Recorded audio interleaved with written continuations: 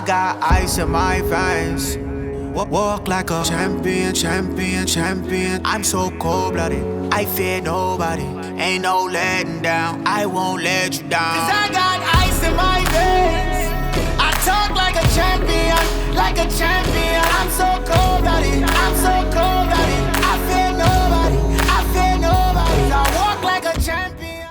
Yeah, It's buddy. time to get into anime book club.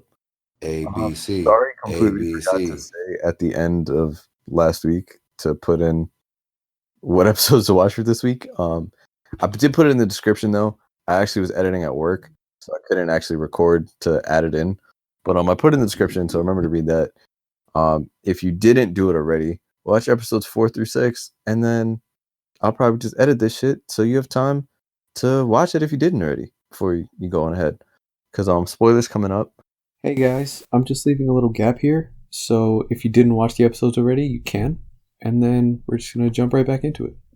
We are watching That Time I Got Reincarnated as a Slime, and as I already mentioned, we did episodes 4 through 6.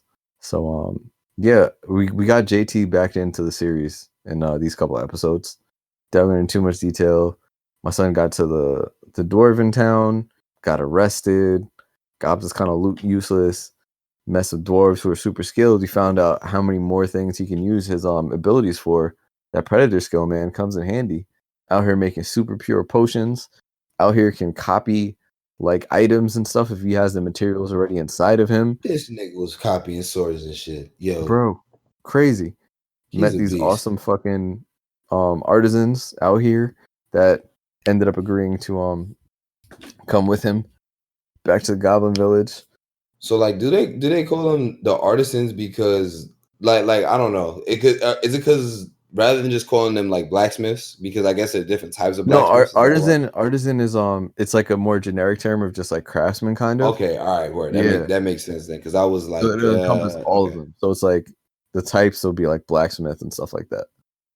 So yeah, I mean it's like a blacksmith, a goldsmith, and then an architect. Yeah. Oh, and armor smith. But I mean, it was definitely entertaining. Like the whole scenes of him being in jail. You kind of see. I feel like this did a good job seeing like setting up the stage for the larger world outside of the village and seeing what's going on, because you saw the king preparing for war. You saw the reason why he was upset at that bum ass whatever he was called, Vesta, I think his name was. Yeah. I forgot his title. But Yeah, you saw the king being like, "Yo, like I know how strong and how good of an ally having Rimuru would have been, and you just ruined that for me. Like you done fucked up." Yeah. We saw how at least how monsters are looked at by other people outside of the world. Yeah. And when they try to press them on the line. I know I'm not going super into the recaps, but like at this point, I'm gonna assume you guys watch it, and then I do still want to. If you're not watching, you just want to hear us talk about it. I want to at least give you guys something. Yeah, we also saw like now, especially in the 5th episode, you have another country, and the other countries out here like, yo, we need to see what's going on in the forest, like worried about territory, worried about what's going on with the monsters and all this shit. So it was a lot to take in. It was funny, like his whole time spent is with Loop JT in, when he was at the bar being served by the elves and shit. Y'all gonna tell me that Dwarfen City is not just Vegas? Just an anime. That's what it reminded me of. Those whole 2 episodes was literally like a big like an anime version of The Hangover. They go to jail, they get out of jail, somehow make it to like the brothel, like the elf thing. Then they get in trouble with the king, like and somehow escape. My man snuffed homeboy, bro. He was not playing. He was like, yeah, he's a minister. I'll probably get in trouble for it, but it is what it is. He was like, yo, like you're my guest, bro. He disrespected you. That's the type of friends you need, man. Well, not all the time, because you don't want to get in fights all the time. But at least he was. Rumor was like, yo, I want to relax. Like, let me not wild out. I don't want to get him in trouble. And then my son just got up and snuffed him. That shit was crazy. What do y'all think about like how the punishment was, saying that they was gonna be executed, but then they just end up exiling them? Nah, the hard labor and shit. I think that was the king knowing what was going on. Like the king was like, nah, like because he knew Kajin, like he knows the type of person Kajin is. which is also wild because you got someone who's a blacksmith and just showed how much more of a respectable character Kajin is. Well, no, but he used to be one of his officers. Yeah, I know, and army. I'm saying how much more respectable he is because he let himself get blamed. Oh yeah, by Vesta, and was just like, you know what, whatever. Like I'm not fighting. He didn't like fight and argue too much about like all the unfair shit he was getting, and he knew he was just getting it because of Vesta. So no, it was cool, and I feel like that whole thing was the king didn't want to undermine the court's ruling to an extent. Where he was like, all right, this is whatever. But he was like, nah, they definitely paid off the dude who's supposed to defend him. Like, I know what Kajin's like, and I know what kind of bullshit Vesta be on. So let me at least be like, all right, I'm still punishing them by sending them away. And part of the reason why he sent them away is because he asked them, he was like, yo, will you come back to me? And Kajin was like, no, like, I already swore my oath to someone else. So I can't go back on that. And he's like, all right, I understand that. But, I can't just be forgiving you if you're out here saying this in front of the whole court, So I feel like that's why he had to punish him. But I don't think like he ever would have let them go to that hard labor because he knew that shit was some bullshit. Yeah, I thought he was the end all. Like I thought he was like the end all be all. Like, I mean, he was. And no, like why is it like why was the court the one that gave the ruling as opposed to the king? It was kind of like him overseeing the court. You know what I mean? So it's like you have your judge. Judge made the decision based on the bullshit ass trial. And then he was like, all right, let me step in. Let me flex a little bit. That was kind of the same in Konosuba, though. Yeah. Kind of like how, you have the judge and then you got the king that kind of like, figures out how to, oh, checks and balances, right? Checks and motherfucking balances, man. But yeah, great episodes. Yeah, I still can't get over the fact that his voice is all changed up. It's just mad funny. Especially when he's like talking about like when he's in the elf whatever place. And he's just talking. He's like, wow, this is the most I've ever been touched by girls. I'm like, damn, homie. Nah, I feel that. He dead said, I've never touched boobs before. This is amazing, and I felt that. Yeah, and he wasn't even touching the boobs. The boobs was touching him. Boobs touching him, man. She was like, "Oh my god, he's so bouncy." He was like, "Same." Like, wow. Nah, so that shit when she did the thing with her hands, and it made me think of Kazuma, and he was like, "Oh my word, yo." Nah, I thought the same thing. My dude went, "Is this the legend I heard of?" He was like, "Is this what she's gonna do?" When the lady pulled out the fortune joint. Yeah. Oh, but yeah. Before, when she was just moving her hands, and he was like, "Oh, what does she mean?"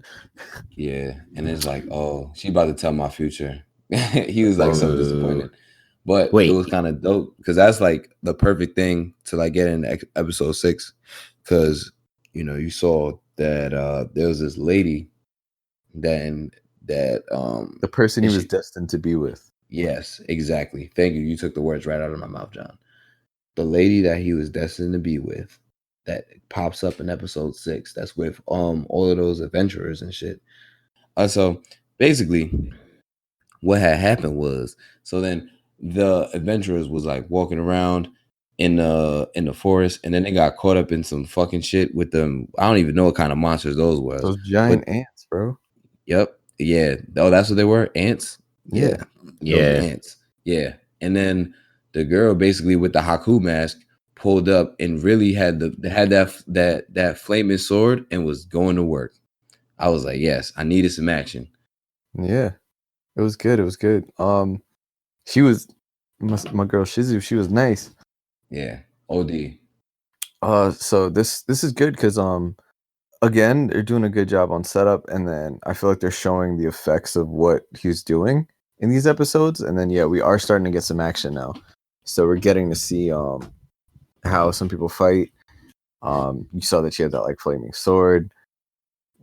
Obviously, she had the mask, and we're also seeing that my son Rimuru is really OP as fuck.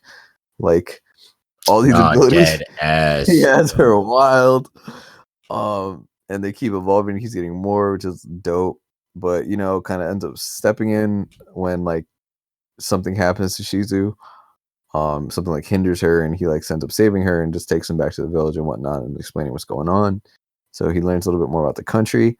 And then what we notice and what we find out is that Shizu is actually from Japan as well. So we're now meeting the first person from another world. And there's more people from there because we find out that Shizu is from an earlier time period. It's interesting how she's from an earlier time period. She's been there for, she's like, oh, it's been a long time, when it's probably been anywhere from 10 to maybe 15 years. And it's definitely longer than I think 10 or 15 years than the time she was summoned versus the time where homie died. So that was interesting. Also, I thought it was funny when she like ate the thing through the mask. Yeah, it's like it just like like the food just disappeared. Yeah, the shit just made me think about what the filler episode of Naruto where they were trying to figure out what Kakashi looked like under his mask. Oh, And they were like trying to get him to eat and shit. And then he was like, "Oh, if you just want to know what's under my mask," and he was like, "It's another mask." Like that shit. Exactly. But yeah, like it was cool where you're getting more of that interaction again.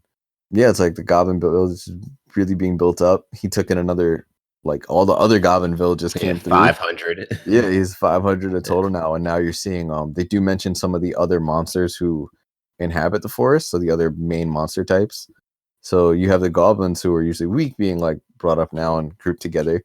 You have the lizard men, the orcs, and then the ogres. So we a little bit, we're learning a little bit more about that background now. And then yeah, I feel like this is a good place because now we could actually talk about like what do you guys think is going to happen next? What do you think about these new characters introduced? What do you think's relevant? Well, I think it's interesting because at the end of episode 5, you see, what do you call it? Shisu was actually commissioned by the king. That's the person. Was that episode 6? The one? No, when at the end of the 5th episode, when what do you call it? When the king is just like kind the dwarf king. Yeah, wasn't that Shisu? No, that was just the elf like ninja. Oh, okay. I thought that was yeah. Shizu. Oh, that was but just monitor what's going on over there.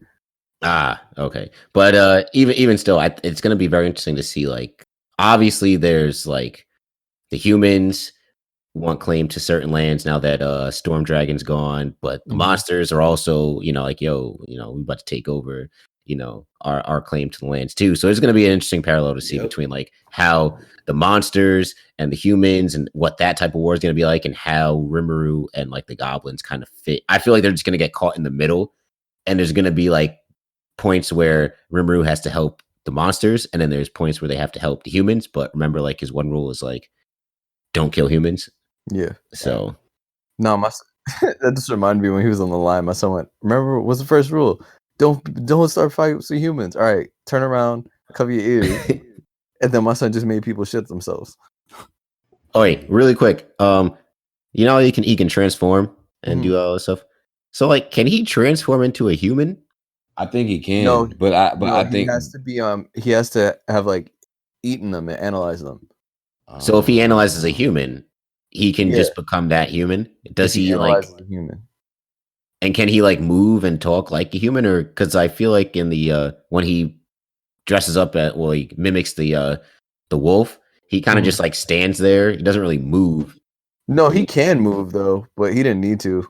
Because remember when he did the Black Lightning, he like jumped and shit. Oh yeah, he should be able to. Yeah, he just has to analyze it. So he has to like take it and analyze it. Like I imagine he might be able to mimic Veldora if he wanted to, but he analyzed it. Oh man! And where's Veldora? Where did he send Veldora? Veldora's inside the. He's inside him, right? Yeah. Okay. But yeah, Miles, go ahead, and then I'll say something else. Oh no, I was gonna say like the next step that I think is gonna take. I feel like something is bound to happen because we're about to figure out. I'm sorry, something is bound to happen. No, bro, what? No. A little more specific, bro. You didn't hear what I said. I said something bad is bound to happen. Oh, yes. That like, come on, yo, for real. I know something is bound to happen. And we were like, yeah, what? Obviously, like for real. Like, I thought he was on his Booger McFarlane shit for a second. Yeah, no. Booger's not the worst. No. Booger definitely not the worst. I thought Jason Witten was pretty bad last year, but Jason Witten Booger's way better than Jason Witten. I kind of like Booger. I'm not gonna hold you. Booger is way more exciting. And for y'all anime people, just don't. If y'all don't know what we're talking about, then just forget about it. But Anyhow, yeah, something bad is definitely bound to happen just because it seems like now he's getting the squad together. So I feel like a new problem is going to be introduced, whether or not that has to do with Veldora analyzation getting completed, and then that whole thing. And even so, like the King's people from the town that they was just in was saying that they trying to watch Rimuru and all of them kind of closely to see what's about to what they got brewing and stuff. And they're also trying to rebuild this goblin in Direwolf City. So yeah, I don't know. I think there's definitely a problem that's about to come up, because I feel like things are kind of going too smoothly. Yeah, exactly. Like you get that I always call it the Timmy Turner, like, oh, nothing can possibly go wrong. Yeah, something's bad. Something bad is about to happen. Okay, yeah, no, that's all you could really ask for when it's like, what do you think's gonna happen next? But no, like obviously I'm not gonna make any predictions, but yeah, I feel like it's good just introducing characters, stopping at this point. I just really like that whole thing where it's like, now that you know how much it takes to get people over here, and then also this episode makes you curious about when they showed Shizu being summoned, where it's like, okay, we find out about the Demon Lord, because that's how the monsters got named, by someone working under the Demon Lord. So there's another Demon Lord in this world. We find out that Shizu was summoned by someone, and summoning is like a whole ass ritual that's very hard to do. While Rimuru, as you know, is just a reincarnation. And then we kind of see that person who summoned Shizu was like, oh, this is another failure. So that means that we don't know how many people were summoned here in the efforts to find, like, to make someone or like get the right summon. How many of them lived or died? How many people are here from Japan? And then we see like this fire thing come out at the end that the guy said can have Shizu's body. So a lot of questions in regard to Shizu, her background, just what else can really, like, how vast is this world? How many people from Japan are here? That's my big thing, is how many other people are here. And how are they chosen? Because it seemed kind of random, like, because she was like, her family was kind of running from like those bomb raids or whatever in the beginning, which I was it was kind of cool seeing like how, because that was the first scene of the show, like her getting taken away. But right. Yeah, like how it seems like something like that was mad random, like she was randomly summoned, or like if there's like something that they can call to other worlds, oh, like that person has like a specific ability or a specific trait that we need. Yeah, I'm really curious as to how that works, because that, and then it's like he was like, oh, this is a failure, and then he goes, oh, she might have an affinity for fire, so you like fire demon or spirit or whatever, you can have her body. So maybe it's like they're trying to find people that have a certain characteristic, and if they don't have any, then it's like, oh, you're a waste. If they have something like an affinity of fire. And how is this for his soulmate? This man's a slime. The hell's going on here, Kobe Bryant? Did they say soulmate? No, it's who he's supposed to be with. That was the fortune. Mm-hmm. So I'm confused, because like he a whole slime. So, and like that's a human. So oh yeah, how did she? We get it. You're slimist, bro. I am a slimist. Not no more, because now Justin is jealous of the slime, because he was just over here bouncing in the titties. I can't go to Smurfs and go to the elf world myself. Anyway, nah, see, you lose my train of thought. I was gonna ask. Oh wait, yeah. How did she know that he's Japanese? How did who? How did Shisu know that he was Japanese? You didn't. She says it. Yeah, about to say. She's like, oh, I know someone else who's from Japan who would say that same thing. He was like, that joke you made about I'm not a bad slime. Was the joke? Okay. Yeah, and it was from a game. He's like, oh, I don't know the game, but someone I know wouldn't talk about it. Yeah. Interesting. And so it's like since they're from two different, like, I guess, time periods. I wonder how that dynamic's gonna, like, because he showed her like what Japan looked like now, and she's like, oh my gosh, it looks just like the photos of New York and like all that other stuff. So I wonder if that's gonna play a also role. my son Rimuru is really out here to make a peaceful world, bro. He's like the greatest protagonist ever, because he's out here to be like, yo, I'm really trying to like make the world a better place. And this is the first time you really see a protagonist that you'd be like, wow, you dead ass probably could. Because so far you might be the most powerful person in this world right now. Right? Yeah. And he upgraded the yeah, goblins, gave the other guy, the dwarves, some new jobs, gave the wolves, upgraded them. I thought that was an interesting dynamic when he was like, yo, don't you hate me because I killed your dad? And he was like, nah, B, you spared me and you leveled me up. Like, Facts. and didn't he level up the goblins again though? I'm pretty sure he did that again. And they said, he leveled no, up the only the one dude. Really? The elder. He leveled up the new goblins. Nah, he had to look. Oh, the new No, goblins that came through. Yeah, the new goblins. Yes. Because and but then Rigard, the elder got to a higher level because the other goblins elected him king. You know, my man's always flexing. Oh, dude, it's just mad. Especially because they had him mad old and frail. So now he's like, every time you see him, and he's like, yo, relax. Damn, I get it. You packs, B. Right. So hell was strong. That was dead me when I first started hitting the gym senior year. All of a sudden, JT was like, anytime I go to fucking McGonagall, I'm make sure I'm not wearing sleeves. That's a fact. That's a fact. Oh man, but yeah. I mean, anything else? Any other last thoughts? Nah, I wonder if old dude's gonna come back. The dude that tried to get the dwarfs up out of the paint. I wonder if he's gonna come back in the show. Like make an appearance. Okay. Oh, Vesta. Yeah. Like the minister. Yeah. Oh, okay. After his dishonorable discharge. He's definitely gonna come back. They was foreshadowing the hell out of it too, especially when it was like, usually when a character gets like talked bad like that from a superior, they always end up coming back some way with a vengeance. Yeah, and the robots that he was working on that he blamed the other dude for the dwarf for. I feel like the robots is gonna come back. Like he's gonna have like an army of robots or something like that. Mm-hmm. Yeah.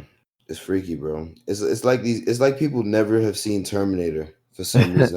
I just don't understand it. Well, they haven't because it doesn't exist in that world. I don't think Arnold Schwarzenegger exists in that world. He might. You never know. Oh, come on. We have to go. We have to get the elves. Come on. Now that is an Arnold impersonation. Oh man. You did good, Justin. You did good. How do you guys feel about it so far? I know that you guys were definitely skeptical early on, but I feel like now you got a taste of a good setup. You got some emotional points, and them talking about the background and even just the speech where like the king talks to Vesta and Vesta realizing all his wrongs and like he's like, yo, what the fuck happened to me? Like I had this one pure goal and everything got skewed. And then you got some action in it as well. Yeah, I mean, what do you call it? We got a slime that's OP. We got elf titties. What it do, baby? A high Q. But I'm fully on board. But I was on board before the titties, but you know what I'm saying? This is a good one. I like it. I like it. It incorporates all of it. I also found out I finally realized the I would see it everywhere and just never paid attention. This genre is called Isekai. I think that's how you pronounce it. Like people getting put into like a new world. So it's like a whole genre. So that's why I don't want to kill it right away. But I feel like now after this one, we're gonna switch to some other stuff. But for next week, guys, it's actually just gonna be another 3 episodes. So far, it's working out on plot wise and just doing 3 episodes at a time so far. Yes. So we're gonna be doing 7, 8, and 9 for next week. And I think that's it. Anything else, guys? Anything you guys got to mention before we wrap up? Make sure y'all watch y'all NFL, y'all NBA. Y'all know the vibes. Still on social media, but y'all can follow us at Saratobi Sports Pod on Twitter and Saratobi Sports on Instagram and the YouTubes. Yes, make sure y'all tune into the YouTubes. Yeah, but I will say though, these next couple episodes are going to be some good ones. And yeah, follow me at Offended Narwhal. Follow us on everything. I should be better time wise at getting at the episodes. I'm not doing as many other stuff during the week, so I'll work on that. Sorry about last week, guys. You already know the vibes. You know where to follow me. I'm not gonna say it because at this point I don't want to mess up. But you know, as always, tip your bartenders and rule 34. Rule 34. Yeah, the internet weirdos know what I'm talking about. Wow. I want you guys to actually go look up rule 34 and what it means. Yeah, no, I want. Do I have to look it up on an incognito browser? No, you don't. You don't have to. It's like a funny internet thing. I'm gonna look it up and I'm gonna tell everybody. Look it up. You can do it. I don't care. I don't got no shame. Wow. That's a good one. That might be the episode title. What, incognito? No, Rule 34. Oh, ooh, yeah. All right. Wow. That's great. Wow, Justin, I don't know where you get this, but on that note, if y'all don't know what Rule 34 is, please go look it up. No, you guys look up Rule 34. I thought you were gonna say it on the pod. No, I kind of don't want to. It's not bad. I mean, honestly, no, I don't want to. Just so people be curious. Right. It gives people reason to actually Google. Yeah, and if it's the episode title, then they'll be like, people going. Yeah, they'll be out here looking at the episode title and be like, what's going on? Right. Rule 34. You gotta make sure you include a timestamp of this conversation, John, talking about Rule 34. Facts. All right, guys. That's funny. Good night, and we will talk to you next week. I got ice in my veins. Walk like a champion. I'm so cold-blooded, I fear nobody. Ain't no letting down, I won't let you down. 'Cause I got ice in my veins. I talk like a champion.